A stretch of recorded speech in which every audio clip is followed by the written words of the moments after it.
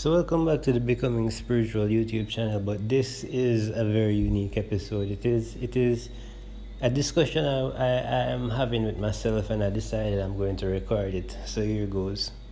So when I was in university doing my undergrad, I studied psychology and philosophy. And at a point in my contemplation, I was trying to figure out creation.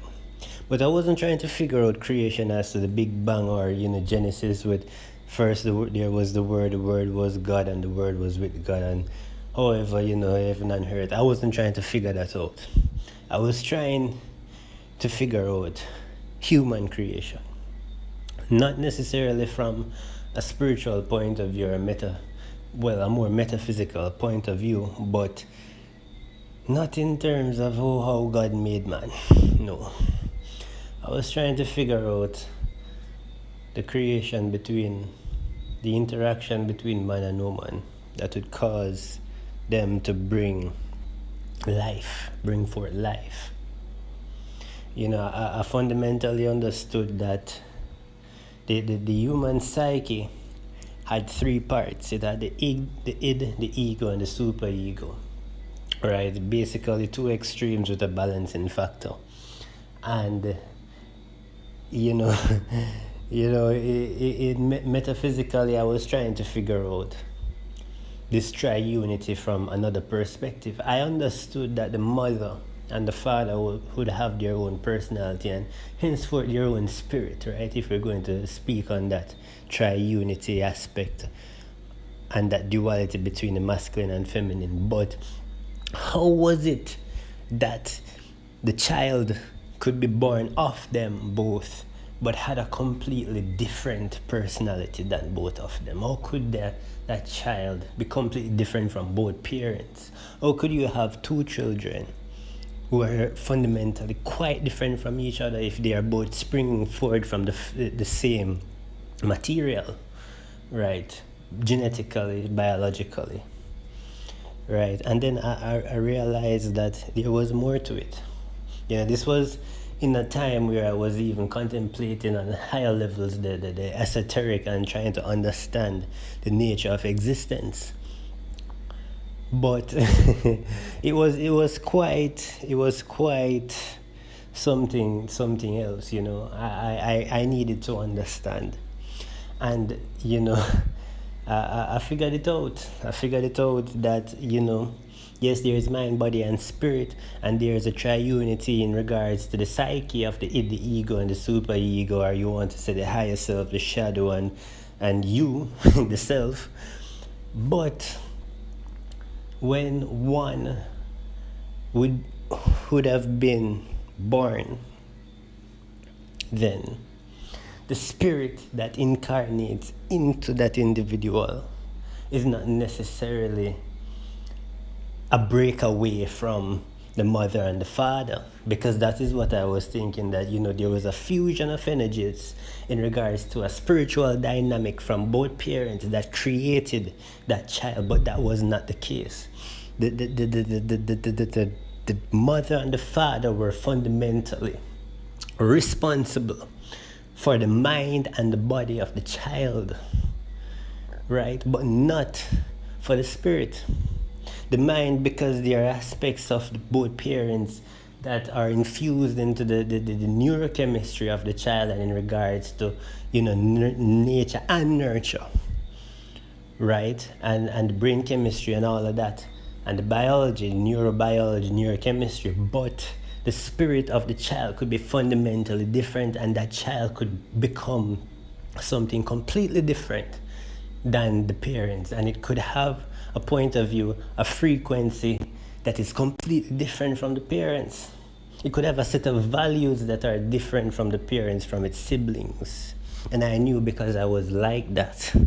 I am like that.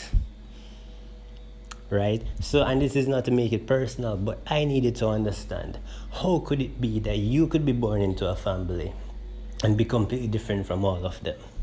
And it was that issue of the spirit. Because your spirit being incarnated into a particular family says nothing about the family at all. Not really, at least. Maybe your mind and your body does, but not your spirit. Right? The spirit is an issue of vibration. It is an issue of frequency and of an issue as to what energetic grouping you need to learn whatever lessons to come to your remembrance or to fulfill your particular purpose for this lifetime. And that is all it is. Right? I mean, there are many things I have contemplated by self, within self, and in many ways. And it has been reasonings between both just me and the divine, my higher self, or the universe to whatever extent. And there are many things that we don't understand. It takes thinkers, it takes people like myself and others, who are willing to search, to question, and to break free from the shackles of conformity of what we are taught, to really bring forth what is coming right now in the world. And this is no issue or contemplation of self-gratification, but it must be included that we are different thinkers. We are thinkers, and the universe is mental. The universe is mind. Right? That is a hermetic principle. So there are many things. There are really many things. Even today I was really contemplating in regards to the mechanics of manifestation. And I was saying that we are aware that at any particular point in time there remains the existence of multiple universes, or what we call the multiverse, right? So for example, I'm standing here, but in another life I might be, in bed beside my wife. Not in another life, but in another dimension, right?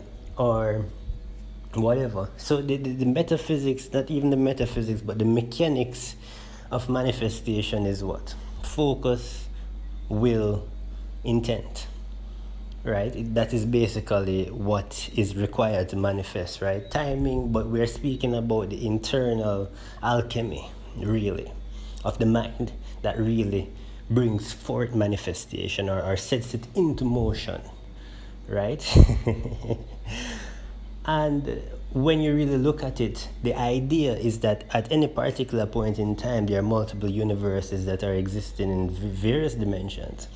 What you are doing, what I am doing, what anybody is doing at any point in time with thought and even with focus, will, intent, and willpower. Well, will, intent, that speaks for itself. Will, intent, and focus, right, is pulling from another dimension and pulling it into your current universe, or pulling from another universe into yours. You are fusing or pulling into your universe, another reality, another set of circumstances, another outcome, probably, than what you would reap on your current trajectory. That is manifestation if you look at it on a mechanical point of view, right? Because there are many of us existing, many of you, many of I existing in various dimensions for various outcomes. Because at any point in thought, on the mental aspect, I was listening to a Brother Panic video once, and he explained this clearly. And the idea was that before you think, when you think to do something, there's a part of you that actually goes ahead and does it, metaphysically. But it really is dependent on you. Any part that you take, you understand. So the entire idea is that metaphysically all things exist, all dimensions, all possible universes exist, but it is for you now, through focus, will, and intent, that causes or brings that manifestation into this particular dimension or universe that you are currently existing in. And that is what it is about. and that is what manifestation is about. I mean, you can go ahead and you tie in the various dynamics in terms of the particular matrix and how to line things up to ensure maximum success, particular timings of particular energies and stuff that will help to bring things maybe quicker or through another route or however. But it is mind, and it is focus, will, and intent, and that is it. It is pulling from a universe into yours. So this is where, and this is the importance of contemplation. One must be willing to ask questions and to seek the answers, right? Because that is how one makes a change, not only to their life, but to the life at large. That is it. That is it. And there are times like this when I am in my zone, or in a zone where the spirit speaks and the spirit reveals, and every day you learn something new, you learn something different, but you will never learn if you never ask or accept that you don't know. You see, the man that believes he knows is a bigger fool than the man who realizes that he has no idea. Right, and that's the thing about reality as well. When you believe that you know not. You don't know. Because no matter what topic you take and you dissect it, especially metaphysically, I'm not talking about something on well, even when you see green, it's every color except green, right? Right, so I mean, it doesn't matter what topic you take and you dissect it, there's an infinite amount of knowledge present, especially metaphysically, on anything. Right, a man will speak about the chakras like myself, and then we go into the planets, and the planets are really, or the chakras are antenna for the planets, and then we can go into understanding that there's an entire solar system within itself, but then we have to tie that back into larger things and understand various aspects of things within itself, and it becomes an infinite search, right?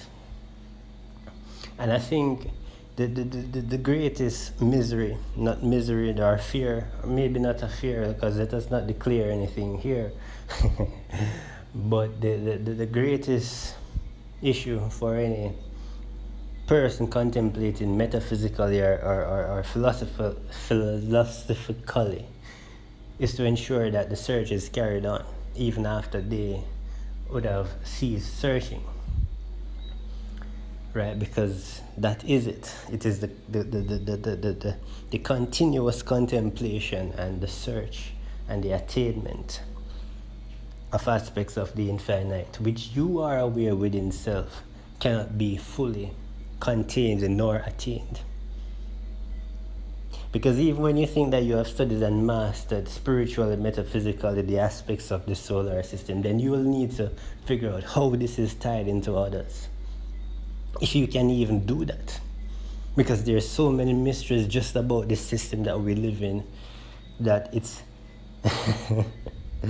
that it's better you probably take a piece of what you know here, and then you move on to try and learn something else, because there is so much, you understand. So yeah, that is it for really my ramble. I think I will also use this YouTube to actually do this for when there are ideas or things that I feel are worth sharing, that I will share them here. There is a lot. So yeah, guys, as you know, the link is in my bio for my book, and thank you guys for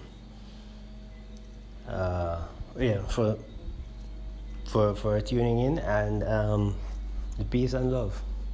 Take care.